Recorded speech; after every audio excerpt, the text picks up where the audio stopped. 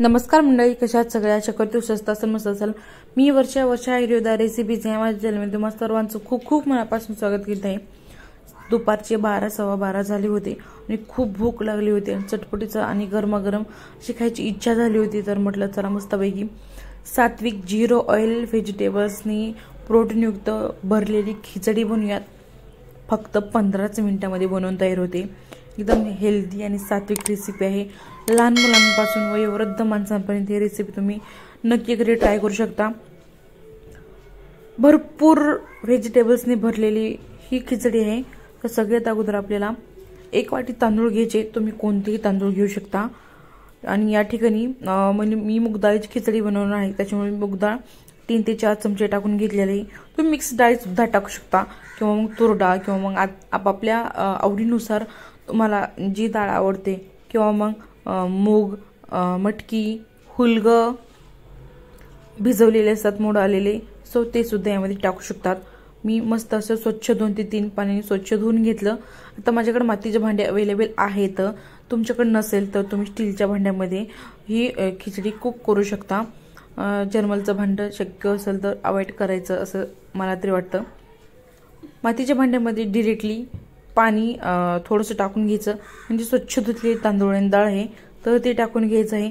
त्याच्यानंतर 3 पट पाणी टाकून घ्यायचं आहे आपल्याला, जेणेकरून मस्त आपली खिचडी शिजली जाईल। आणि तुम्ही जेव्हा खिचडी बनते ही तुम्ही जरी घरी नक्की ट्राय करून बघा आणि हो आय होप तुम्हाला नक्की म्हणजे नक्की आवडेल। 3 पट पाणी टाकून घ्यायचं आहे। लो फ्लेमवरच आपल्याला सगळी प्रोसेस करायची आहे, हाय फ्लेम करायची नाही। शक्य मातीचे भांडे हाय फ्लेमवर जास्त हाय फ्लेमवर जर आपण यूज केले तर जास्त टिकत नाहीत, त्याला तडा जाण्याची शक्यता असते। आणि एकदा का मातीचं भांडं तापलं की त्याच्यामध्ये स्वयंपाक करणं अगदी सोपं आहे आणि पटपट होतो। त्याच्यानंतर मी या ठिकाणी पहिल्यांदा थोडंसं शेंगदाणा नमक टाकून घेत आहे। शेंगदाणा नमक अवेलेबल असेल तर ते टाका, नाही तर नॉर्मल नमक टाकलं तर देखील चालते।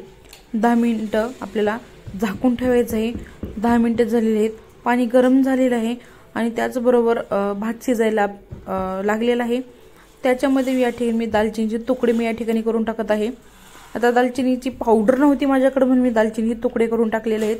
असेल तर तुम्ही डायरेक्टली अर्धा चमचा पाव चमचा दालचिनी पावडर तुम्ही टाकू शकता। तर ही खिचडी 3 ते 4 जणांसाठी आहे।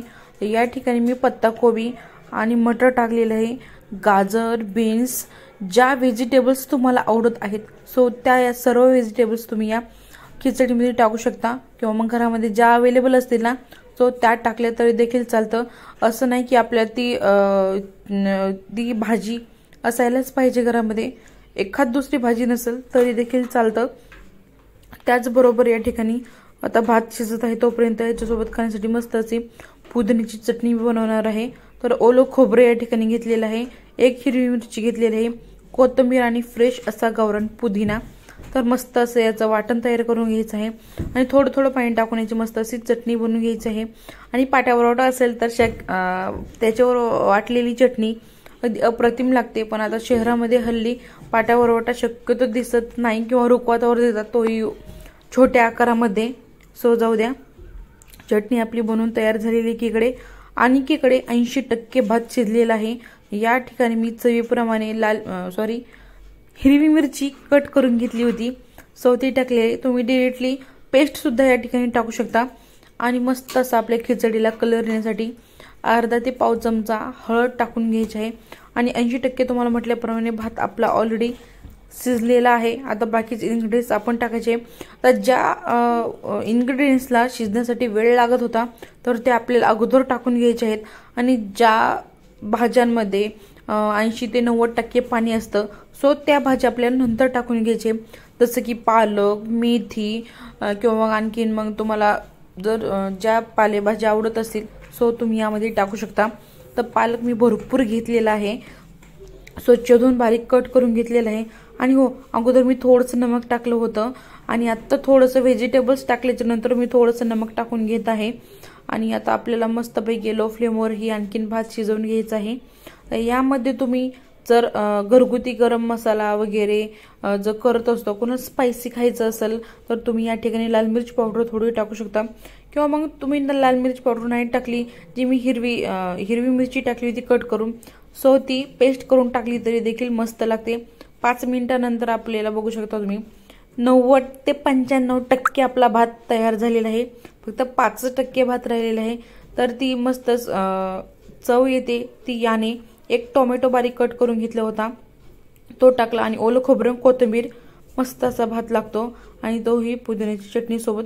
तुम्ही सुद्धा नक्की घरी ट्राय करा आणि हो, गरमागरम खायला अगदी अप्रतिम लागतो आणि खरंच याची चव एकदम डिलिशियस आहे.